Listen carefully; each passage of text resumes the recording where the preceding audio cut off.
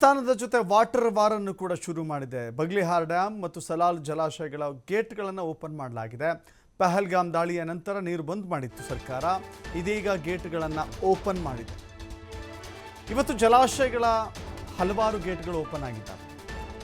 ಚಿನಾಬ್ ನದಿಗೆ ನಿರ್ಮಿಸಿರುವಂಥ ಬಗ್ಲಿಹಾರ್ ಜಲಾಶಯ ಮತ್ತು ಸಲಾಲ್ ಜಲಾಶಯ, ಈ ಎರಡೂ ಜಲಾಶಯಗಳ ನೀರನ್ನು ಪಾಕಿಸ್ತಾನಕ್ಕೆ ಇವತ್ತು ಹರಿಬಿಡಲಾಗಿದೆ.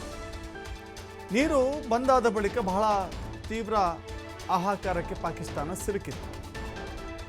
ಇವತ್ತು ಎರಡೂ ಡ್ಯಾಮ್ಗಳಿಂದ ನೀರು ಹೊರಬಿಟ್ಟಿದೆ ಭಾರತ. ಹೇಳಿ ಕೇಳಿ ಭಾರತದಿಂದ ಹರಿಯುವ ನದಿಗಳಿಗೆ ಅವಲಂಬಿತವಾಗಿರುವಂಥ ಪ್ರದೇಶ ಅಂದರೆ ಅದು ಪಾಕಿಸ್ತಾನ. ನಾವು ಭಾರತದವರು ನೀರು ಕಟ್ ಮಾಡಿದ್ರೆ, ನೀರು ಬಂದ್ ಮಾಡಿದ್ರೆ ವಿಲ ಅಂತ ಒದ್ದಾಡುವಂಥ ಸನ್ನಿವೇಶಕ್ಕೆ ಸಿಲುಕ್ತಾರೆ.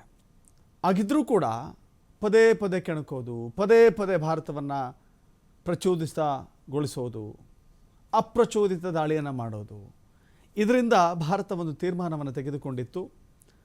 ಜಲ ಒಪ್ಪಂದವನ್ನು ರದ್ದುಗೊಳಿಸಿತ್ತು. ಇದೀಗ ನೀರನ್ನು ಹರಿಬಿಡುವ ಮೂಲಕ ಮತ್ತಷ್ಟು ವಾಟರ್ ವಾರ್ಗೆ ಮುಂದಾಗ್ತಾ ಇದೆ.